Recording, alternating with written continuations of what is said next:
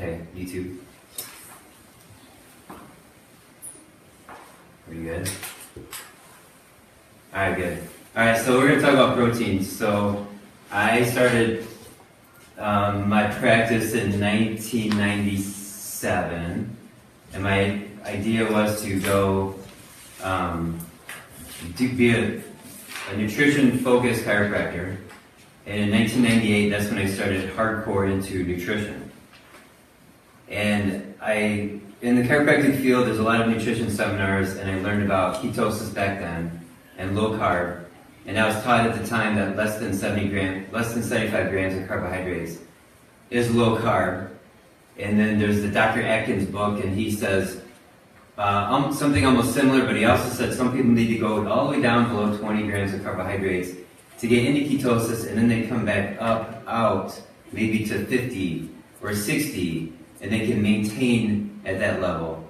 All right, but that information sort of fell by the wayside. Dr. Atkins had died. He was attacked by a bunch of vegans and all the whole medical establishment and all the doctors and nutritionists. And there's a few people that have been maintaining that information. And so I started learning more about ketosis from a different source about it was 2 years ago, and that was the Charlie Foundation. So the question here is how much protein? Well, there's the Charlie Foundation and perfectketo.com and dietdoctor.com, and they all say that protein can prevent ketosis. And I said that for a couple of years, and it's not a true statement. And I'll show you a slide to prove that that's not a true statement. So the term they used was moderate protein. This is a term I used for the last 2 years also. High fat, moderate protein, low carb. And then, okay. And it does work. You get into ketosis this way with high fat, moderate protein, low carb, and we've seen people reverse their diabetes, heart disease, and 11 cancer cases. And you do get into ketosis. Now, in the last 2 years, I've had a few people do this diet, and the way that I describe it from the Charlie Foundation, which is for seizures, and they got their information originally from the Mayo Clinic back in the 20s. But basically, it's a 1-to-1 or a 2-to-1 ratio of fat versus protein plus carbs. So the fat is high, and you can go up to 4-to-1 here for true therapeutic ketosis. And basically, your fuel is the fat, and the protein and carbs are very low. And this gets people into ketosis, but I've had a few people say, well, after like 6 months they stopped it, or after a year they stopped it. They couldn't sustain it. It wasn't sustainable. And the reason why is because the protein was too low. That's the main reason. All right, so if you want to lose 150 pounds, or you want to do long-term cardiac rehabilitation, heart disease prevention, reversing diabetes that you've had for 20 years, you gotta do something that's sustainable. Now you can do this, on and off. And I teach people to cycle in and out of ketosis using this equation. But to make it more sustainable and to be able to do it every day, we can't think that moderate protein is the way to go.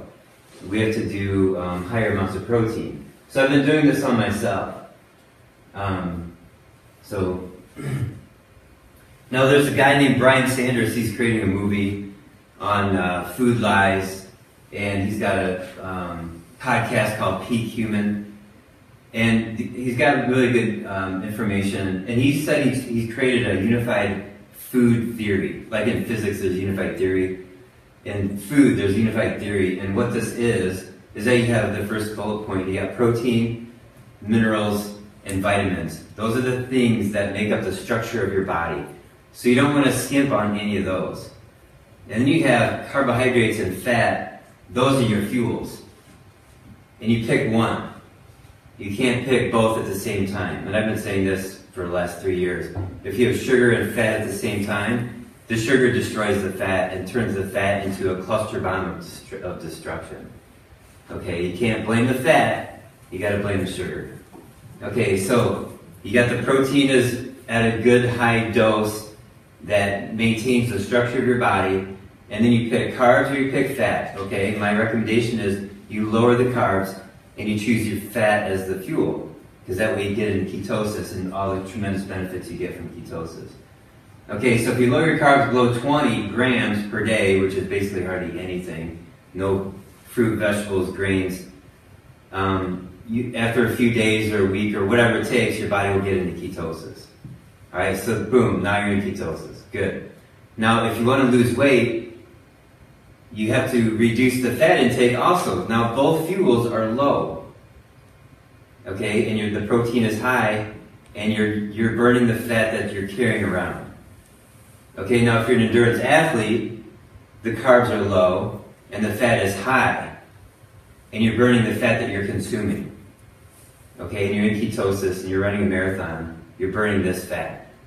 Okay, and then after the marathon, you keep the fat up to rebuild your reserves. Okay, so there you go. Protein is up, carbs are low, and then the fat goes up and down depending on your needs. That's the simplicity of it. Okay. Now, it says the last bullet point, keep the protein high up to 125 to 200 grams because it doesn't affect ketosis. And there are studies that show they had, dozens or hundreds of people in ketosis, and their protein intake was 125, 150, 160, 180, and one was even over 200 grams of protein, and they're still in ketosis, and I have a slide to show you more about that. Okay, here's a woman, L. Amber O'Hearn, and she's got a carnivore conference coming up in March in Denver. I'm going to it. It says eat meat. She says this, eat meat, not too little, mostly fat. She created that statement to counter what Michael Pollan said. He's an author. He said, eat food, not too much, mostly plants. Okay? So, if you eat meat, not too little, mostly fat, that's satisfaction. Satiety is key. Satiety makes intermittent fasting easier, ketosis easier, results easier, it's all more fun. Right? So don't be skimping on the fat or protein. Right? Initially get into ketosis. Don't be afraid of meat. Okay, this is my personal experiment. So I started about 4.5 months ago. I was eating red meat twice a week, and I increased it to 1 serving minimum per day, every day. Sometimes 2, sometimes 3 servings a day. So I was eating red meat every day, still to this day now, 4+ months later. And reducing my vegetable intake. And I've had no carbs to speak of as far as grains and sugar for 19 years now. All right, and then I used to like fruit. I used to have fruit on a regular basis. I quit that about 3 years ago when I had black mold poisoning and I couldn't figure out why I was suffering. I didn't know about the black mold, so I cut out the fruit completely then. All right, so I've reduced my vegetables, and 1 week ago, Wednesday last week, I had 198 grams of protein in that one day. I had 130 grams of fat and only 7 grams of carbs. And that's almost 2,000, maybe a little bit more than 2,000 calories. Okay, here's what I ate. I had 2 rib steaks for breakfast. The lunch was a good fat bar. It's one of my companies. That's all fat. Dinner was 7 eggs scrambled in bacon grease and cheese. And I was very happy all day. I mean, I didn't even hardly need that good fat bar at lunchtime because you eat 2 steaks for breakfast. You should be able to go 10 hours, 12 hours, or even more, 18 hours. But I had that 1 good fat bar. Okay, so that was my food for the day. How many eggs? Sorry. How many eggs? 7 eggs. Scrambled in bacon grease. So after the eggs, I tested my blood. My ketones were 1.3, my glucose was 95, and my GKI was 4, meaning I was in moderate nutritional ketosis. And that was after dinner. That was like a half hour after I ate. So I was in ketosis all day from eating enormous amounts of protein. Okay? So I've done this several times. Right? I've replicated this over probably now 6 days I've done this sort of thing. I had on Sunday, I got another company, Heritage Glandulars, and my business partner flew up from Florida. Sunday we had steaks for breakfast, and I had a T-bone steak. And then we did good all day, and then about 4:30 I was hungry, and then at 5:30 I was hungry, and at 6 o'clock, and my hunger was climbing up, and it wasn't hangry, it wasn't blood sugar crashing, it was ketosis, and I was realizing over the course of 2.5 hours I'm hungry. But we kept working, we're making some videos and stuff, and I was thinking, okay, I could eat, but an hour later I'm still like not punching anybody in the face or running to the refrigerator, okay, because I had a T-bone steak for breakfast. So then I had dinner, we had a restaurant, I had a steak and I had some greens with it. And I didn't test my numbers on that day, but the point here is that was Sunday, and it tells you the difference between being hangry and being hungry. If you're eating sugar and noodles and bread and the standard American diet, you'll be angry and hungry at the same time, and you don't like people. And people don't like you, and things tend to break, and you get your car stuck in the snow when you're hangry. And you slide off into the ditch. Okay. So here's a couple of patients that I've instructed on how to do this diet. This guy's in high school, and I told him, here's the instructions. Just eat meat. That's what I told him. That's all I said. And I had to give him some encouragement, and especially his mom. And she's like, well, we don't have any energy bars anymore, but we've been giving him stacks of bacon. I was like, that's a great marketing idea. You just take 5 things of bacon and wrap them up and sell them as stack o bacon or something. So anyways, he's down 48 pounds in 3 months. And he works out every day at the gym, and he's still, you know, killing it in the gym, strong. And so this is a good example of, this is a guy that, he and his wife have been patients for a long time. And they retired and they moved. They spend most of their time in Arizona. They still have family in Michigan. So they were here a few weeks ago. And he could probably lose about 50 pounds. And he's eating meat and vegetables. And hardly any fruit, no grains, no junk food, no pop. And if you're eating just meat and vegetables, how come he's not losing weight? And so his wife was talking about how she sautés vegetables together, and they eat salad, and they have some protein, they have some meat. And I'm like, the salad and the sauteed vegetables are preventing weight loss. It's too high in carbs. I told him, and I'm very comfortable saying this because I've known him for 8 years or whatever. I said, you gotta go carnivore. Stop the plants. Stop all the plants. And his smile just went like this. And the wife was like, kind of like, oh, gee, you know, trying to like sort out how do you do that. And he just is thrilled with that. But he'll lose 50 pounds, right? That's how that works. And it's just that easy. Okay, so his vegetable intake were probably more than 75 grams a day, preventing weight loss. And he could go down to less than 20. Like the 7 grams of carbohydrates I had on that day last week was probably from the cheese. And there is some sugar in meat. It's called glycogen, right? So there's no such thing as a zero carb diet, right? But this is what our ancestors used to do. So my ancestors are from England, Germany area. And if you go back 500 years, 1,000 years, what did they eat from October until May? They had meat. That's all they had. They didn't pick berries because they didn't exist. They didn't harvest lettuce and pull carrots out of the ground. Not in the wintertime. So it's totally fine to eat meat and nothing but meat for months on end. And there are people who eat nothing but meat that I follow on Twitter for 5 years, 6 years, 10 years. One guy, 22 years of nothing but meat. And they have various reasons why. For example, autoimmune condition, skin problems. And there was a guy who was roadie for the Grateful Dead, 52 years of nothing but meat. And he died in a car accident a few years ago. Okay, so here's this showing how protein does not affect ketosis. I did a video about this already on my YouTube channel. So here we have, I'm going to I guess I'm going to stand up this side. These are studies. Here's one study, and it's the same study here and the same study here. And what this is showing here is ketosis. These people were had a level of 4.0 beta-hydroxybutyrate. So they had a decent level of ketones in their body. And these people had a lower amount of ketones, but it was still existed, like 0.5 ketones. Okay, so here's the carb intake, and here's the protein intake. And as you can see, the carb intake was directly related to the amount of ketones in their body. So high carb equals low ketones. Low carb equals high ketones. Low carb equals high ketones. High carb equals low ketones. So that's the pattern.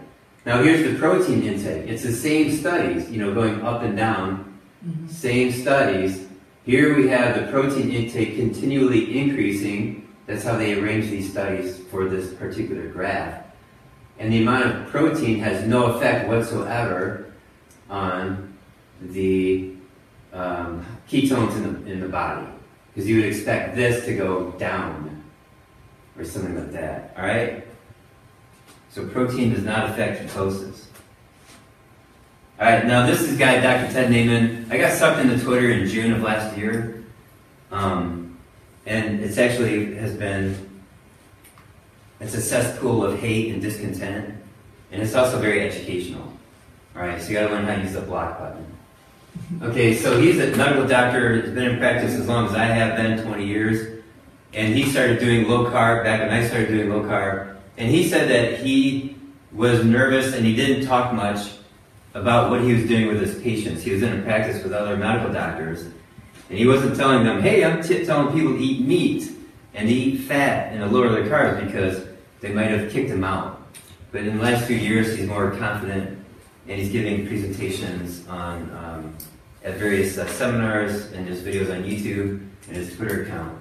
So what he's saying here is basically what I was saying, like what Brian Sanders was saying about the unified theory of food. Protein is essential, it maintains the structure of your body. Then you got two fuels, that's fat and that's carbs. So the protein is the most essential nutrient. The word protein actually means of first importance in ancient Greek or whatever. Whole food fat is an essential nutrient too. Carbohydrates are not essential. The word essential means it has to be in your diet. That's the definition in the nutrition world, what essential means. So you gotta get the protein from your diet. You gotta get the fat from your diet. Carbohydrates, there's no such thing as an essential carbohydrate. Carbohydrates exist only to provide energy. And am I blocking your way or is this blocking your way? Can you see the whole screen? Alright, and then added fat only provides extra energy. Okay, so added fat, what does that mean? Let's say you're doing, added fat would be oils on the salad, it would be butter on the steak, it would be a good fat bar for extra energy. Now, you can have the extra fat initially to get into ketosis, and that'll help you. And then once you're there, like here's your carbs are down, you might get hungry because the carbs are down, have the fat go up, right? Just to help the satiety, right? Then you get into ketosis, then lower the fat or keep the fat up, whatever you need to do, okay? But that's a different category of food, is added fat versus whole food fat as an essential nutrient. So what we're taking here is this nutrient number versus the energy number. It's a ratio. I'm going to show you some graphs here in a second. So it's a ratio, and it's the PDE ratio. What? Not yet. All right. Now the standard. These are all graphics that Ted Naiman made. So I'm giving full disclosure. I did not make these. I am stealing them from Ted Naiman, and these graphs make me look super smart. So the standard American diet is 100 grams of protein. It's 100 grams of fat, and it's 300 grams of carbohydrates. That's the way it is. That's the way it's been since 1980 when the USDA told us to eat this way. We're doing exactly what they told us to do. And they told the food manufacturers to make their food to look like this, and the military, and all the institutions, the government, So the new diet should be higher protein. Okay, this is very rounded up. 200 is very rounded up. I'll give you the exact numbers later. 200 grams of protein, 100 grams of fat stays the same, and the carbohydrates go from 300 down to 100. So that 75 to 100 grams of carbohydrates is low carbohydrate, but without any weight loss. And in order to lose weight, you got to get to 50 or definitely below 20. Okay, so that's low carbohydrate with weight loss. Okay. You guys with me? Mm-hmm. All right, good. All right, so here, getting back to Ted naming the PE ratio. Right here, PE ratio. So we got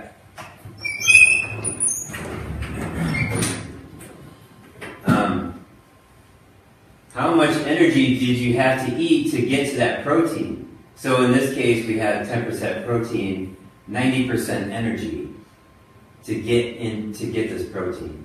And then this, when you do the math, is this arrow on this graph right here. This is a loaf of bread. This is milk with all the sugar that milk has.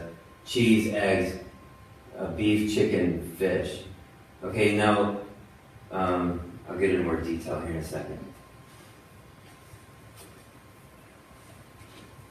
Okay, so it's a protein to energy ratio, PE ratio. The energy is the carbohydrates minus the fiber plus the fat. So here we have, if you want to gain weight, you combine oil and flour, oil and sugar. That's all the junk food, all the convenient food. It's all bad oils and super refined sugar and flour. All right, a little step better, but still for fat gain is all the potatoes, whole grains and nuts, milk, peanuts, beans are here, and you can see the ratio is 1 to 5, 2 to 5, then 2 to 3. Here it's 1 to 1. 1 to 1 right here is sort of the boundary between fat loss and fat gain. All right, here we have ribeye steak, eggs, and then here we have leaner cuts of meat, so lower fat fish and higher protein. Okay, so that gives you an idea. So let's evaluate some foods specifically. Not quite yet. So here's how you get your target protein grams per day. So let's say you want to lose weight and you want to achieve the weight of 160 pounds. So your target protein per day would be 1 gram daily per pound of desired body weight. All right, so if you're 200 pounds, you want to get to 160, you get your grams of protein to 160. If you're 300 pounds and you want to weigh 160, you get your grams of protein to 160. All right, limit carbs. Unlimited fiber from green vegetables, but limit net carbs to less than about 50 grams a day. And it all depends on if you get into ketosis or not. So 50, 40, 30, 20 grams of carbs per day. So balance the fat. This is what I mentioned before at the very beginning. If you have too much fat in your body, skip high-fat foods and eat only fats from eggs and lean meat. So skipping high-fat foods means stop the bulletproof coffee. Stop the fat bombs. Stop the extra added butter on your steak. Okay, this is all determined with blood tests like the Keto Mojo, or urine tests like the Keto Sticks. And then the weight, and then you look at your scale, and you see what happens based on what you ate. All right, so balanced fat. I'm going to say it again. If you have too much fat in your body, skip high-fat foods and eat only fats from eggs and lean meat. So eggs and lean meat, that would be your sources of fat. Lean meat doesn't have fat. It's got some. It's low in fat. All right, so now Ted figured out the PE ratio of different diets. Here's the standard American diet. So fat gain, it's in the fat gain area, this pinkish area. And the worldwide hunter-gatherer average is between maintenance and fat loss. So, good? Does that make sense?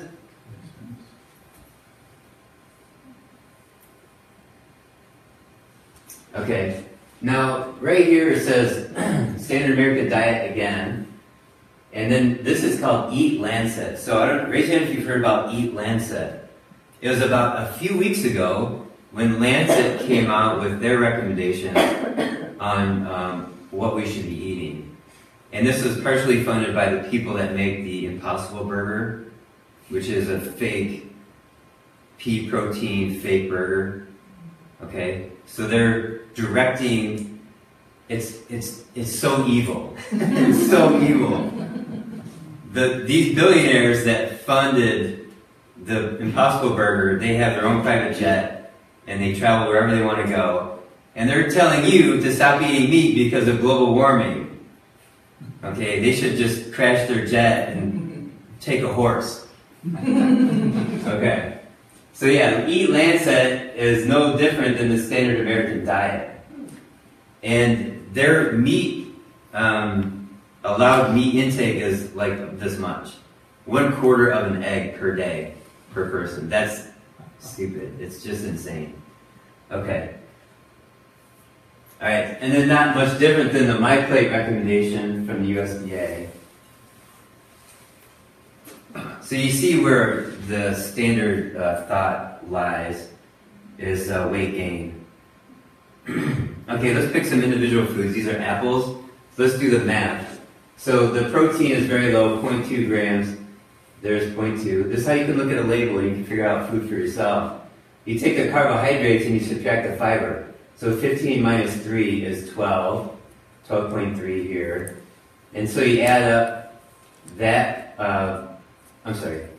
12 net carbs and then 0.3 fat. So the energy is 12.3 grams and the protein is 0.2. So the protein to energy ratio is 0.02. So apples are right here. Apples are weight gain right here. Okay. This is meat. You can see it's like ground meat right there. So the protein is 21 grams. And the fat is 10. And there's no carbs. So the protein to energy ratio is 2.1. So that's that right there. So that's weight loss right there. Eating meat causes weight loss. Now historically, I don't know if I've said, I think I may have said this before in a video, but Atkins did not create the Atkins diet. He took the protein-sparing modified fast diet from Indiana University, 1965, and he put his name on it. And that diet came from previous authors going all the way back to the late 1800s. So there's books about, hey, just eat meat and you'll get healthy. Alright, and nobody, by the way, has ever died from eating meat. Unless it was E. coli or something. Meat doesn't kill anybody, it never did. It's always been the sugar, the flour. Okay. So meat is there. Let's pick another food. These are oats. So the protein is at 7 grams. Right there. And the fat is at 3. The carbohydrate is 29, subtract the fiber, that's 24. So the energy is 27. So you just look at the math like this on the label. And do the division, and it's 0.26. So yeah, oats cause weight gain. They cause diabetes. Diabetes causes heart disease. And I just have to say, I said this in a video last night, that diabetes causes heart disease. It's not cholesterol. But what is diabetes? It's high insulin. Diabetes is not high blood sugar. Because you can have high insulin for 20 years and your blood sugar is normal. You've had diabetes for 20 years. Okay, so, and not many doctors check the insulin. Once you have high blood sugar, you've had diabetes for 30 years. Okay, so all of these are grains, oats, millet, spelt, barley, quinoa, brown rice. They're all weight gains, pro-diabetes, pro-heart disease, pro-cancer, pro-lactic acidosis, which is the mechanism of chronic disease. This is an egg. 6 grams of protein, 5 grams of fat, no carbs, 6 to 5 ratio, 1.2. There's the egg right there. Alright, these are Pop-Tarts. Do you need me to go over this one? Okay, does protein harm kidneys? No. So I put this up because it's a frequent discussion. And a long time ago, I used to belong to the online rounds of Albert Einstein Medical College, School of Medicine. So I was involved in their education, their online rounds. And they had one of their online rounds was about kidney and protein. And even at end-stage renal disease, there's no research that shows that protein causes harm to the kidneys. All right, now there's a couple people on Twitter that I follow, and they just keep posting over and over again. Here's a study that shows that protein doesn't harm kidneys. Here's another one, here's another one, here's another one. Like, when is it going to be over that when do we stop saying that protein harms the kidneys? Like, there's no science to back that up. Even with end-stage renal disease. All right. Here's so that's all about the quantities of protein. Now, on social media, I've seen people talk about curing their gout by eating the carnivore diet. Just nothing but meat, getting rid of their gout. I've seen people, there's a website called meatheals.com where people can put on the website their success story, eating a carnivore diet. And people are saying their autoimmune conditions are going away. And I see this as more powerful, like just a carnivore diet is more powerful for reversing autoimmune conditions than the classical ketogenic diet that I was promoting, where people are eating whipped cream, heavy whipping cream, and olives and cheese, and they're keeping their protein moderate. The autoimmune conditions go away better and more completely by just eating carnivore. It's pretty amazing. All right, and not to mention the strengthening of the immune system and making the immune system smarter. Okay. I just have a couple more slides about quality of proteins. Any questions on this right now, where we're at with quantities? Okay. All right, moving on then. So quality of protein. Liver and red meat are the highest quality protein on the planet due to myoglobin, heme iron, minerals, fat-soluble vitamins. I forgot to put that on there. A, D, E, and K. Which brings up another success with quality. There's a guy on Twitter named Tucker, I forgot his last name, Tucker Goodrich. And he cut out all the vegetable oils that are now known as seed oils. So canola, mazola, peanut oil.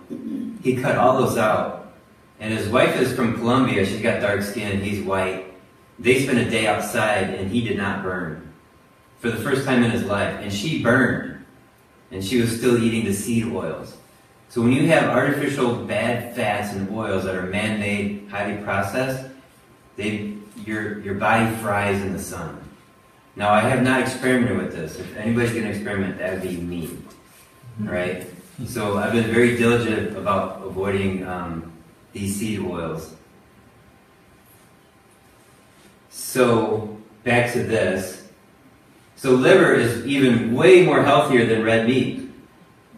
And I have a slide and I'm going to go over that too. Plant protein, even in high quantities, as a powder, like beef protein or something, plant proteins do not provide the satiety that animal protein does. And as I mentioned at the very beginning, satiety is king. So you should be able to eat X grams of protein in the morning with X grams of fat. The quality of that should make you last 10, 18 hours before you're hungry again, depending on various factors, your stress level, your activity level, how deep are you in ketosis, and that kind of stuff. Plant protein doesn't cut it. Okay, now there's 3 good plant oils: avocado oil. These are fruit oils: avocado oil, olive oil, and coconut oil. Alright, liver. No food has greater amounts of nutrients. So here we have these minerals: phosphorus, iron, zinc, and copper. And you have this enormous amount of those minerals in liver, even compared to red meat. Like that. And here we have vitamin B2, that's water. The B vitamins are water soluble. huge amounts like this compared to the other foods. Vitamin C, 0 in red meat. But look at that, liver's got 27 milligrams compared to apple and carrot. So one thing that's interesting and cool about eating carnivore is that you don't deplete your body of nutrients. So when the USDA came out with their RDAs, the recommended daily allowances, or DV, daily value, they based those numbers on the standard American diet. High carb, bread, junk food, low fat, bad fats. So when you're eating crappy food, you need a ton of nutrients because your body gets depleted of all those nutrients. So if you just eat, if you're focusing on meat, you're maintaining those nutrients and you need way less. All right, and I talked about this in a previous video, but I use Chronometer, which is an app on the phone, and maybe I should pull it up right now. Let me see if I can pull it up. There it is. I'm gonna go back to last week. There it is. This is the day that I had, there's 2,006 calories, 198 grams of protein, 7.6 carbs, 128 grams of fat. You look at all of these green, the yellow means I didn't meet my RDA. So here we have vitamins, but I got these are B vitamins, minerals, I got enough proteins. I didn't even get all these fats. Okay, but I'm not concerned about this because I'm conserving the nutrients that I have. So there was a vegan on social media that said that she did this and all of her bars were green because she's eating plants and plants and plants, but yet she felt like she was dying. So she switched over to carnivore. All these became yellow instead of green, and now she's got all her strength back and she's not dying anymore and she feels fantastic. Okay, got that? Super important.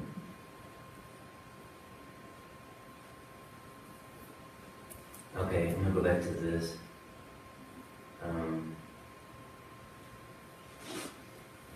So there are some minerals that you don't find in meat, right? Like magnesium, calcium. No, there's gonna be other minerals in meat too. Yeah, this is just a short list. Right, and there's, for a while, I haven't really seen this lately in social media, but a few years ago there was a concern that eating meat causes osteoporosis because if you consume meat, you can measure calcium coming out in the urine over the next day or two, or even longer. I think it may be even for weeks. But the truth is, meat has a lot of this phosphorus. So phosphorus, when you consume it, pushes calcium out of the body. When you take in calcium, that pushes phosphorus out of the body. They're both important, but there's got to be some balance there. Okay, and what's the biggest problem when people get older? They get calcified. Too much calcium in their arteries, in their joints, they get stiff. So you need more phosphorus to push out all the unwanted calcium that could be deposited anywhere from head to toe. Bone spurs, arthritis. Okay? So phosphorus is super important for balance. Okay, let's talk a little bit about liver. We've been told that if you eat too much liver, like polar bear liver, you're going to die of vitamin A toxicity. That's not a true statement. So there's fake vitamin A, which is retinol, and then there's whole food vitamin A, which is a complex of chemicals, not just retinol, but other things too. Okay, so there are people that have died from eating a little bit of fish liver. Well, is it because of vitamin A toxicity? No, it's probably an infection. Same thing with the polar bear liver. That liver that people died from was probably infected. But there's people, tribes, for eons eating polar bear liver and not dying. Right? So this whole thing about polar bear liver or liver causing toxicity from too much vitamin A, that's false. It's a false statement. Okay, ask me some questions. So where do you buy liver? At the store. Buy liver at the store. I've never seen liver. You gotta look for it. It's there. There's tongue. Even Meyer has it. Tongue and tripe and liver. Veal liver or chicken livers. You can buy a big bucket of giblets, chicken parts, livers, you know, and whatever other inside the chicken. So I belong to a meat CSA in Manchester, and if you're interested, I can hook you up with her. She does a drop off once a month. As a matter of fact, right here in our back parking lot. And so once a month you get a full share or a half share of organically raised bacon and steaks and ground meat. It's great. If you're interested, let me know. Huh? And liver? And liver, yeah. Yep. Not every month, but okay. Other questions? So how, you eat liver, like how often do you eat it, or? I was eating liver like twice a month for a while, and I haven't had it now for probably at least 6 months. I still have a bunch in my freezer, but my appetite, I've been focusing more on just like red meat. Yeah. And I'm a fan of liver. I like cooking it too. High heat, few minutes on one side, few minutes on the other. I enjoy the whole process. Yeah. And lots of hot sauce. And then I think you said Sunday when you went out to eat, you had steak and some greens. So yeah, how much greens do you eat, or when, or why? I ate the greens because they came with the meal. Okay. But it also came with mashed potatoes. It said no mashed potatoes, no bread, and an extra butter. And she came out with this little pat of butter, and she put it down and walked away. I was like, no, like that. I said like a bowl like this. So she brings this bowl, and it had 3 little pats of butter in it. I was like, okay, whatever. Can cancer patients go carnivore? Yeah, cancer patients can go carnivore. And make sure you go into ketosis, and you're measuring it. And look up Jonas Vanderplanets. His first name is Ajonus, I believe. And he was deathly ill. And he went full carnivore. He's got a fantastic story. I think it's from the early 90s or late 80s. And he's got other stories about people on their deathbed. And they eat raw eggs. Like 3 dozen raw eggs in 2 days. And now they're up and out of bed. And I did a video about this too. So Dr. Weston Price was famous for this. He would bring cod liver oil and June butter and feed that to people on their deathbed, and it would bring them back to life. So this is what old-timey doctors would do, is bring fat around to the people who are sick and get them into ketosis, basically, and feed them all the essential fats, like and all these other vitamins that come from these types of foods. The oil, the animal fats and proteins.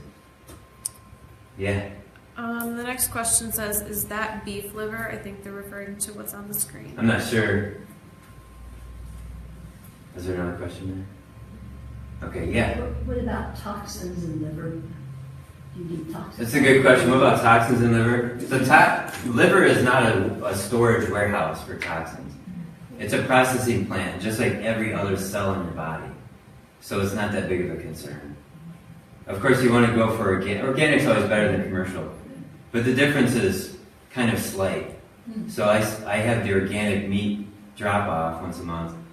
But I also go to restaurants, I eat their burgers and steaks and stuff. I know it's not organic, and I'm not too concerned about it. Yeah. Another question? So eating meat that the cow was raised with antibiotic, hormone, whatever. Yeah. So when cows are raised for meat, they eat grass for most of their life, and they may be finished with grains for maybe 3 months or 6 months to fatten them up. And when you look at our ancestors, they would kill an animal, and they would eat the meat, which was lean. And then they would eat fatty organs, like brain, bone marrow. So they had the protein and they had the fat separately. But if a cow is fattened with grains, the protein and the fat just comes together in one cut. So it's not bad, right? Does that make sense? Yeah, that part, yes, but the cows raised with antibiotics. Oh yeah, I have a graphic on my Facebook page about the antibiotics and the hormones used in the production of beef. Well, I don't know if I can pull that up. I'll just talk about it. So the amount of estrogen that you get from eating commercial beef is equal to, like, you would have to eat like 10 cows a year to equal a toxic level or something. Like, you have to eat enormous amounts of cows in a short period of time for any sort of toxicity to be a problem. Okay. A couple more questions. Yeah. Can the meat be prepared with spices and herbs? Yeah, for sure. And Yeah, make the meat taste like the way you want it to taste and cook it the right amount. Yeah. Real quick question. Raise your hand if you like medium rare. I think that's the most popular, medium rare. Who likes it like burnt? Like well done? Nobody? Who likes it rare, blue on the inside?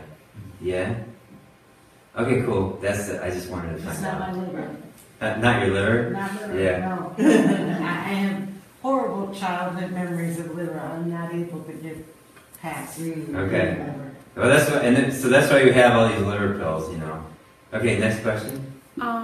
What proportion should the quantities be in Proportion, quantities of what? meat?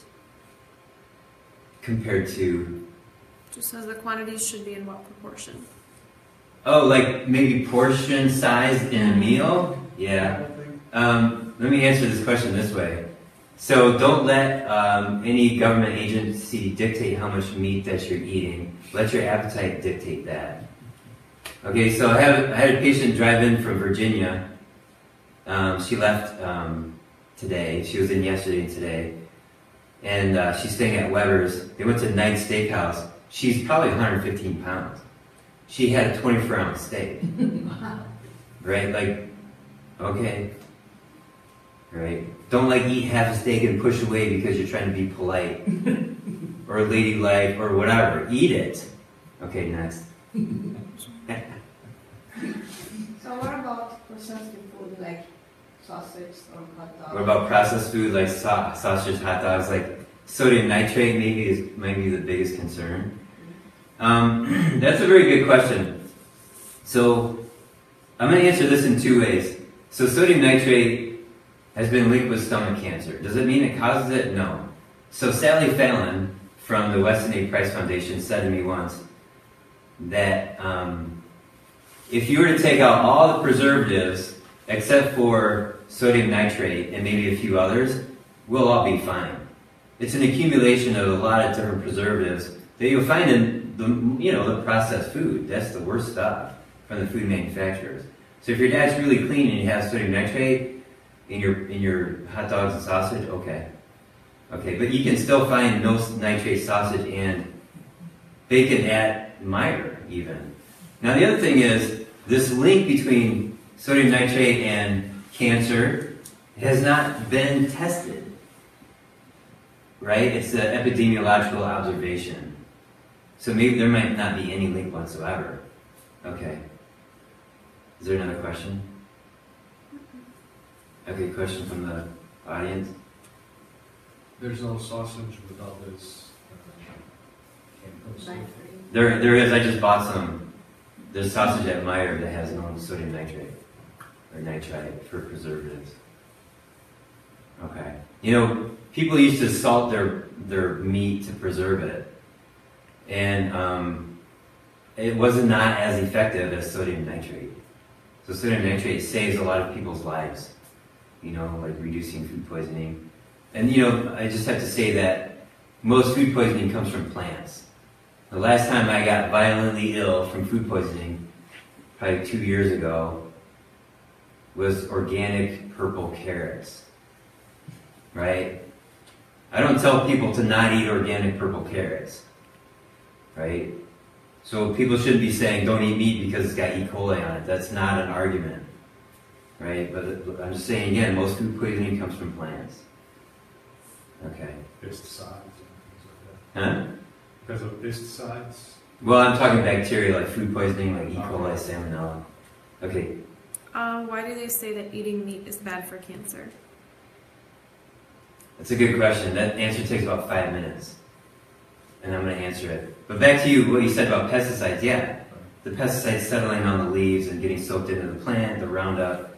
So plants, it's more than just food poisoning. It's actually, you're getting toxified from conventional agriculture. Okay, so why is it said that meat is bad for cancer? I can tell you this, a year ago I had a woman, she had breast cancer. I had her eat more fat, more protein, more cheese, more meat, and it took 6 weeks and her breast cancer went away. We did the 2-to-1 ratio of fat versus protein plus carbs. I drew up here. She did some fasting, and so eating meat in that case helped reverse her cancer. It's all about knowing the numbers and the ratios and the macronutrients. So why is it said that meat causes more cancer? Here's why. And that's a very good question. And I said this before, and I've been meaning to say it again. It should be repeated at least a few times every year. So you have a group of people that are overweight, they smoke too much, they drink too much, they don't wear their seatbelt, they don't see their medical doctor, they don't exercise, and they eat meat. You got these people, they don't smoke, they don't drink, they exercise, they see their doctor, they don't eat meat, they wear their seatbelt, they eat beans. Okay, these people are sicker. They get more cancer, more heart disease, more diabetes. So, is it the meat? No, you can't tell that. There's too many factors. And just because, and there's some studies that try to control the factors, but there's so many factors, it's impossible. There's emotions. You're going to control somebody's emotions for 3 years in a controlled trial? There's genetics, you know. People with red hair act differently than people with blue hair when it comes to foods and stresses, etc., etc. Did I say blue hair? Blonde hair, blue eyes. So that's why people say that meat is bad. So people that don't like meat, they want you to eat all plants, they'll pick the one factor that they have an agenda against, and they'll say meat is bad. And this goes back to Ansel Keys in the 1950s. He was a researcher in nutrition. And it goes back earlier even to the 1800s, the Seventh-day Adventist Church. There was a prophetess, a woman that would get visions. And they're trying to salvage people spiritually. And she had a vision that meat causes lewd behavior.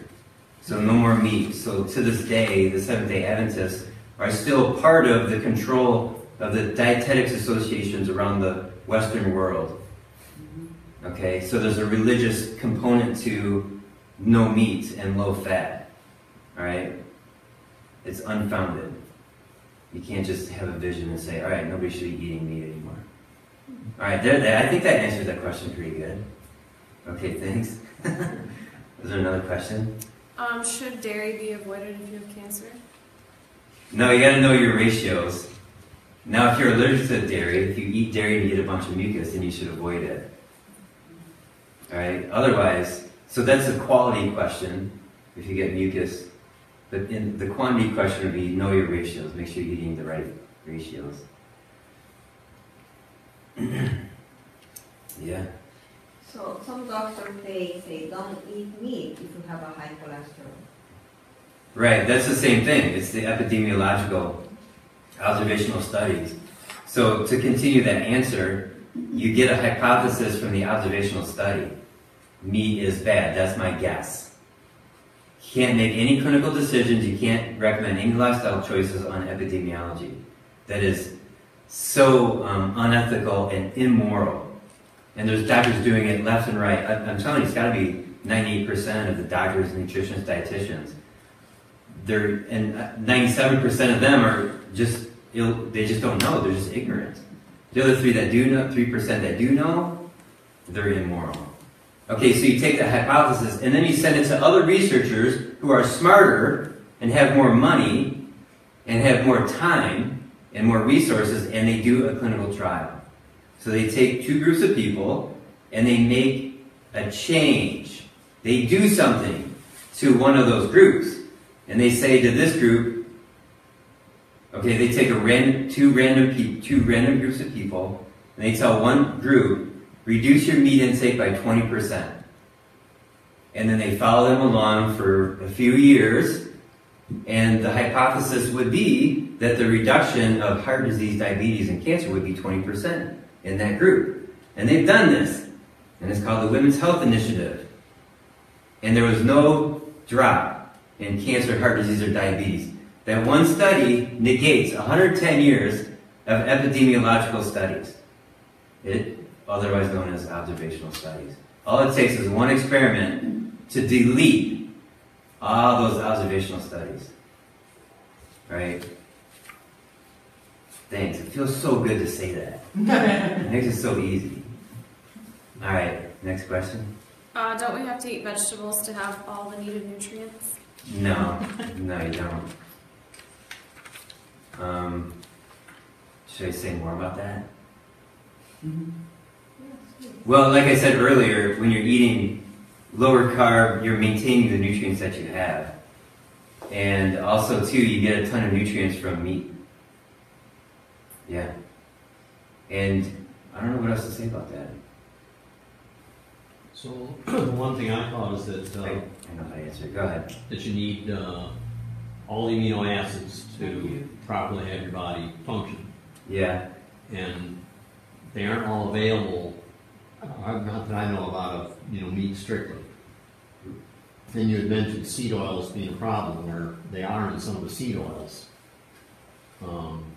Anything about having the proper synergistic mix of amino acids? Right. I mean, you certainly get all the amino acids from protein. Every one of them? Yeah. Okay. Yeah. So I had a bigger answer for that. Ask me that question again. Don't we have to eat vegetables to have all the needed nutrients? Oh yeah. Okay. Good question.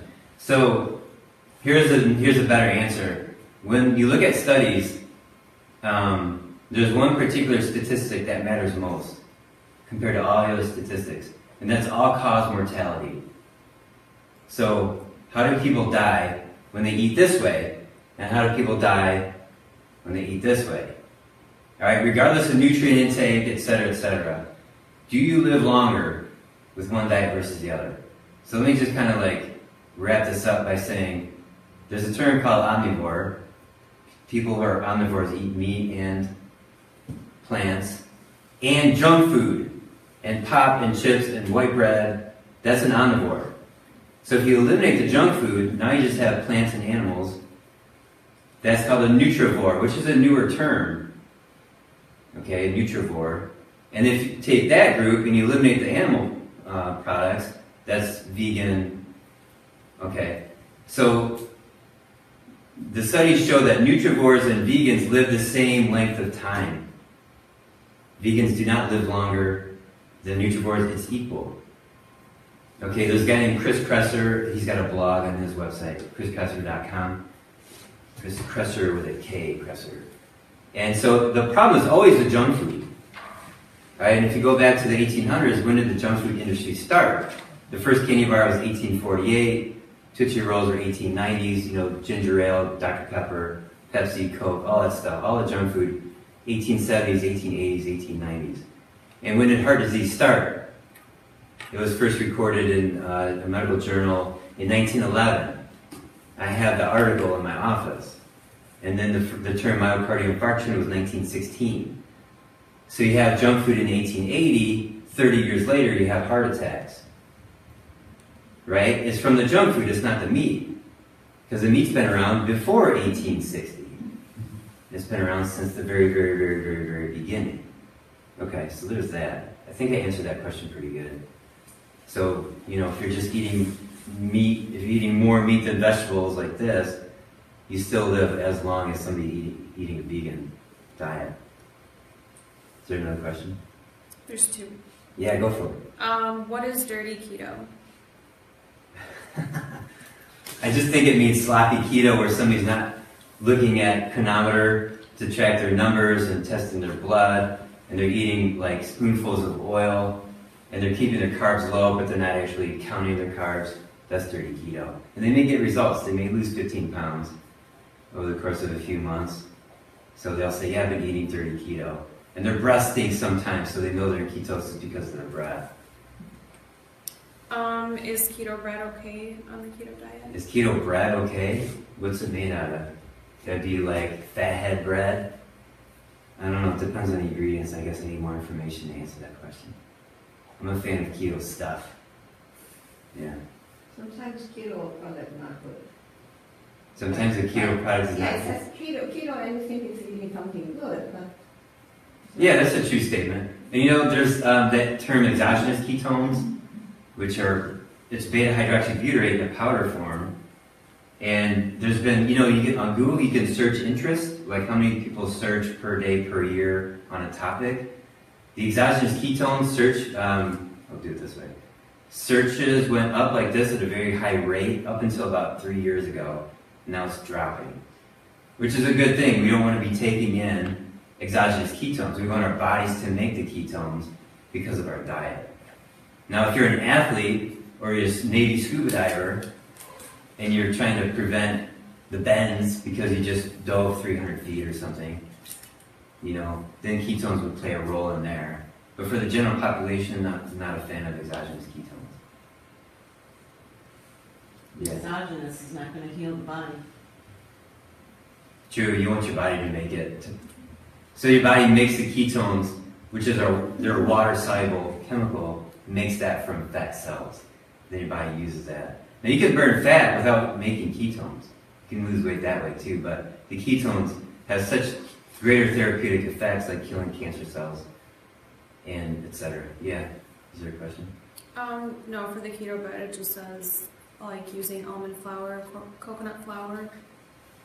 Yeah, I mean that's it's a general yes. I don't really know the ratios of the grams or you know, so I'm just gonna say okay with reservations. Okay, questions here? No. All right, cool. So it's been an hour. Thanks for listening to me. Yeah, you're welcome.